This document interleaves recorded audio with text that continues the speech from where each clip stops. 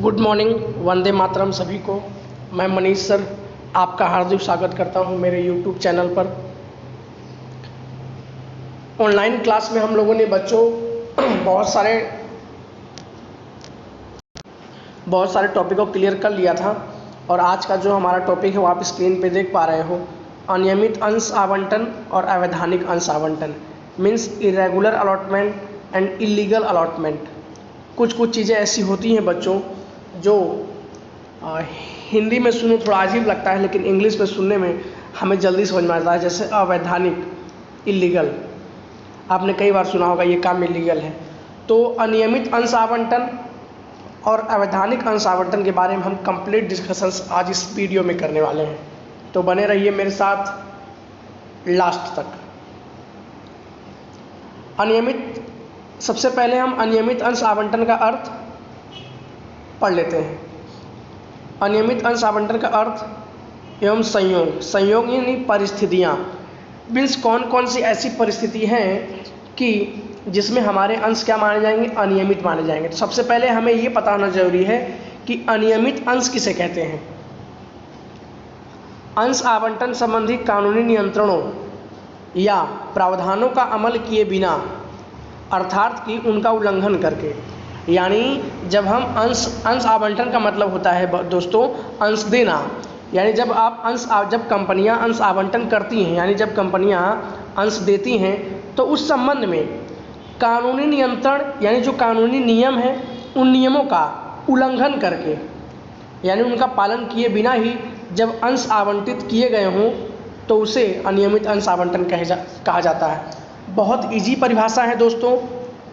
अंश आवंटन संबंधी जब कानूनी नियमों या प्रावधानों का अमल किए बिना, अर्थात उनका उल्लंघन करके जब अंश आवंटन किए गए हों, यानी अंश दिए गए हों, तो उसे अनियमित अंश आवंटन कहते हैं। अब आता है अनियमित अंश आवंटन के संयोग, यानी कौन कौन सी ऐसी परिस्थिति है, संयोग का मतलब परिस्थिति, ऐसी कौन कौन सी परिस्थितियों में अंश आवंटन को अनियमित गिना जाएगा। तो पहला है न्यूनतम भरपाई निर्गम प्राप्त किए बिना किया गया अंश आवंटन। सबसे पहले हम एक चीज़ समझ लेते हैं कि न्यूनतम भरपाई क्या होता है। न्यूनतम भरपाई को इंग्लिश में कहते हैं minimum subscription. What is the meaning of minimum subscriptions? न्यूनतम भरपाई का मीनिंग होता है ये कि जब भी कोई कंपनी शेयर प्रकाशित करेगी, मतलब आम जनता में जब भी कोई कंपनी शेयर इशू करेगी, तो सेबी ने एक दायरा तय किया हुआ है, मतलब सेबी ने एक गाइडलाइन है, सेबी का एक रूल है कि 90% एप्लीकेशन आना चाहिए। यही कहलाता है मिनिमम सब्सक्रिप्शन या न्यूनतम भरपाई। 90% एप्लीकेशन का मतलब ये हो गया कि कंपनी के शेयर को खरीदने के लिए 90% लोग आवेदन करने चाहिए। अगर 90% से 1% भी कम, यानी अगर 89% भी एप्लीकेशन आता है, मीन्स 90% से कम एप्लीकेशन आता है, तो सेबी ने स्ट्रिक्टली मना कर दिया है कि वो कंपनी शेयर प्रकाशित नहीं कर पाएगी, यानी उसके शेयर क्या हो जाएंगे, सब कैंसिल हो जाएंगे। मतलब वो कंपनी शेयर प्रकाशित नहीं कर सकती जब तक 90% एप्लीकेशन नहीं आए, यानी मिनिमम सब्सक्रिप्शंस यानी न्यूनतम भरपाई नहीं आए। तो न्यूनतम भरपाई यही होता है कि कोई भी कंपनी जब शेयर प्रकाशित करेगी तो उसको 90% लोग खरीदने के लिए आवेदन करने चाहिए, वो कहलाता है न्यूनतम भरपाई। तो पहला संयोग वही है कि न्यूनतम भरपाई निर्गम प्राप्त किए बिना किया गया अंश आवंटन। यदि आपने न्यूनतम भरपाई प्राप्त नहीं किया, मीन्स 90% आवेदन आपकी कंपनी के लिए नहीं आया और फिर भी आपने अंश क्या कर दिया, आवंटन कर दिया, तो ऐसी परिस्थिति में आपके जो अंश है वो अनियमित अंश कहलाएंगे। दूसरा प्रविवरण यानी विज्ञापन पत्र।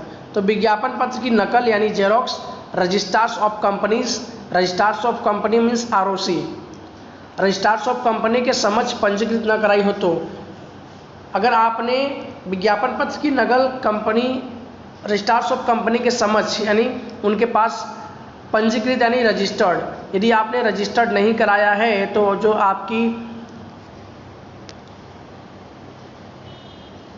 जो आपने अंश फिर भी दे दिया है, तो ऐसे संयोगों में वो अंश अनियमित कहलाएंगे। और थर्ड है अंश आवेदन पत्र के साथ शेयर की दार्शनिक कीमत कम से कम 5% अथवा सेबी द्वारा निर्धारित की रकम प्राप्त न हो तब, यानी जो अंश की जो कीमत है उस समय आवेदन पत्र के समय जो व्यक्ति शेयर खरीदेगा, तो जिस समय वो एप्लीकेशन देगा यानी आवेदन देगा, तो आवेदन पत्र के साथ ही जो भी उसकी शेयर की कीमत होगी उस कीमत का 5% अथवा सेबी द्वारा निर्धारित रकम आनी चाहिए, और नहीं आई हो रकम फिर भी आपने शेयर दे दिया तो वो शेयर अनियमित कहलाएंगे। चौथा, कंपनी ने एस्क्रो बैंक में खाता न खुलवाया, एस्क्रो बैंक खाता अनुचित बैंक में न खुलवाया हो तब, यानी एस्क्रो बैंक खाता आपने खुलवाया ही नहीं और फिर भी शेयर आवंटन कर दिया गया कंपनी की तरफ से, तो ऐसे शेयर अनियमित कहलाएंगे।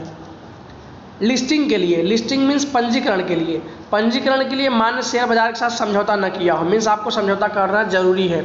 आपने पंजीकरण के लिए समझौता नहीं किया है शेयर बाजार में और आपने शेयर दे दिया, तो ऐसे शेयर अनियमित कहलाएंगे।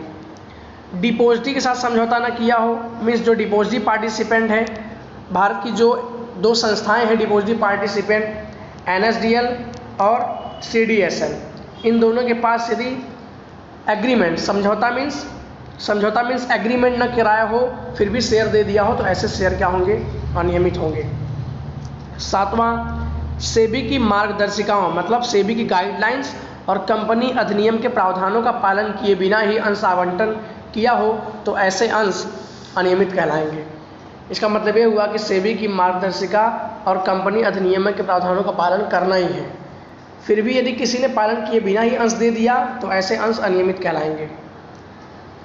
और 8वां है, प्रविवरण यानी विज्ञापन पत्र में दी जानकारी गलत मार्ग दिखाने वाली या सही नहीं हो, मतलब विज्ञापन पत्र में दी गई जानकारी गलत थी, झूठी थी, फिर भी लोगों ने शेयर खरीदा, तो ऐसे में शेयर क्या माने जाएंगे, अनियमित माने जाएंगे। तो अभी तो बच्चों, दोस्तों, हमने पढ़ा अनियमित अंश की परिभाषा और अनियमित अंश की परिस्थितियाँ, मतलब ऐसे कौन कौन से संयोग थे कि टोटल 8 परिस्थितियाँ थी। इन 8 परिस्थितियों में अगर अंश दे दिया गया है तो ऐसे अंश क्या कहलाएंगे, अनियमित। तो जब अनियमित अंश हो जाता है तो उसका इफेक्ट क्या पड़ता है, मीन्स अनियमित अंश जब एक बार कंपनी के बन जाते हैं तो अनियमित अंश आवंटन के प्रभाव क्या होते हैं। तो हम पढ़ते हैं effect of irregular sale allotments, means अनियमित अंश आवंटन के प्रभाव। जब अंश आवंटन अनियमित हो तब आवेदक अपनी इच्छा से अंश आवंटन रद्द करा सकता है। मतलब जैसे हमें पता चला कि हमें जो अंश दिए गए हैं कंपनी की तरफ से आवंटन किए गए हैं वो अनियमित है, तो आवेदक स्वयं चाहे अपनी इच्छा से आवंटन रद्द करा सकता है, मीन्स वो शेयर कैंसिल करा सकता है, क्योंकि अनियमित अंश शेयर मार्केट में नहीं कहीं बिकते हैं, वो एक तरीके से इलीगल माने जाते हैं, उस पर ना आपको कोई लाभ मिलता है, वो क्या होंगे, खराब हो जाए, मतलब वो अंश बेकार माने जाते हैं। तो जब अंश आवंटन अनियमित हो तो ऐसी परिस्थिति में आवेदक अपनी इच्छा से अंश आवंटन रद्द करा सकता है और अपनी भरी रकम वापस प्राप्त कर सकता है कंपनी से, और कंपनी भी इससे मना नहीं कर सकती है, कंपनी को रकम वापस करना ही पड़ता है। यदि कंपनी ऐसा नहीं करती है तो कंपनी के ऊपर केस हो सकता है, आवेदक चाहे तो केस कर सकता है। अनियमित अंश आवंटन के संयोगों में उल्लेखनीय बात यह है कि आवेदक को नुकसान हुआ हो तो वह चाहे तो रद्द करा सकता है, उसके रद्द करवाने के समय मर्यादा निम्नानुसार है। तो अभी जब आवेदक को ये पता चला कि उसे दिया गया अंश वो अनियमित है, तो ऐसे संयोगों में आवेदक को जितनी उसकी रकम पूंजी भरी गई हो उसको नुकसान होता है। तो ऐसी परिस्थिति में दी गई समय मर्यादा में आवेदक चाहे तो अपने अंश को रद्द करा सकता है। वो समय मर्यादा नीचे दिया गया है, 3 पॉइंट है। फर्स्ट है, वैधानिक प्रथम सभा भरने के बाद 2 मास तक में अंश आवंटन रद्द कराने के लिए आवेदन किया जा सकता है। यदि आप 2 मास बाद कराते हो तो हो सकता है आपके प्रक्रिया में विलंब हो, या फिर कुछ ऐसा सेबी का रूल होगा कि 2 महीने बाद आपके जो अप्रूवल है वो मान्य नहीं होगा। तो यानी जो वैधानिक प्रथम सभा होती है, मीन्स जब कंपनी शुरू की जाती है तो उसके 6 महीने या 3 महीने के अंदर या 1 साल के भीतर एक कंपनी को मीटिंग करनी होती है, या शेयर देने के बाद कंपनी को एक प्रथम सभा करनी होती है। तो ऐसे वैधानिक प्रथम सभा भरने के बाद, मतलब प्रथम सभा होने के बाद आवेदक को 2 मास तक, जैसे अभी प्रथम सभा मान लीजिए कि आज 12 तारीख को हुई, 12 अक्टूबर, तो ऐसे ही 12 नवंबर तक हम क्या कर सकते हैं, 2 मास तक आवंटन रद्द कराने के लिए आवेदक कर सकता है। यदि इसके बाद कर सकता है तो हो सकता है वो मान्य न हो। दूसरा है, यदि वैधानिक प्रथम सभा होने के बाद अंश आवंटन किया गया हो, यानी मीटिंग होने के बाद, ये तो था कि मीटिंग होने से पहले, यदि वैधानिक प्रथम सभा होने के बाद अंश आवंटन किया गया हो तो आवंटन की तारीख के बाद, यानी जिस दिन आपको शेयर दिए गए उस तारीख से 2 माह तक आप अंश आवंटन रद्द करा सकते हो। और तीसरा है, कोई संचालक जानबूझकर वैधानिक आवंटन के प्रावधानों का उल्लंघन करे, मतलब कोई संचालक जानबूझकर क्या किया हो, इलीगल शेयर दिया, उसे पता था कि ये जो शेयर है अगर मैं इसको दे रहा हूँ वो इलीगल है। इलीगल कैसे हो सकता है, अनियमित कैसे हो सकता है? हो सकता है एस्क्रो बैंक में खाता न खुलवाया हो सकता है सेबी के मार्गदर्शकों का पालन न किया हो सकता है कानूनी नियमों का पालन न किया हो। तो वो जानता है कि मैंने ये सब पालन नहीं किया, फिर भी अगर वो जानबूझकर आवेदकों को शेयर दे तो वो शेयर तो अनियमित हो गए। तो कोई संचालक जानबूझकर वैधानिक आवंटन के प्रावधानों का उल्लंघन करे अथवा अन्य किसी को वैसा करने दे, यानी अन्य किसी दूसरे अधिकारी को ऐसा करने दे, तो ऐसे में अनियमित आवंटन के परिणाम स्वरूप कंपनी और अंशधारी को कोई नुकसान हो, मतलब जब कोई संचालक ऐसा करता है तो नुकसान कंपनी को भी होता है, मतलब एक कंपनी का भी नाम खराब होता है, कंपनी को भी नुकसान होता है और अंशधारी को भी नुकसान होता है। तो जो खर्च हो तो वह चुकाने के लिए संचालक स्वयं जिम्मेदार है। यानी ऐसे में जितनी भी नुकसान होगी कंपनी और अंशधारी को, जितनी रकम का नुकसान होगा कंपनी और अंशधारी को, वो संचालक स्वयं उसे चुकाएगा। परंतु इस प्रकार के नुकसानी मुआवजा प्राप्त करने के लिए जरूरी कार्यवाही अंश आवंटन के बाद 2 वर्ष की अवधि में शुरू करनी चाहिए। मतलब जब भी अंश आवंटन दे दिए गए हैं उसके 2 वर्ष के दरमियान ही ये सभी प्रक्रिया हो जानी चाहिए। नुकसान का मुआवजा करने के लिए या अंश आवंटन की रकम प्राप्त करने के लिए सभी प्रक्रियाएं का एक निश्चित समय मर्यादा है। इस समय मर्यादा में ये सभी चीज़ें पूरी हो जानी चाहिए।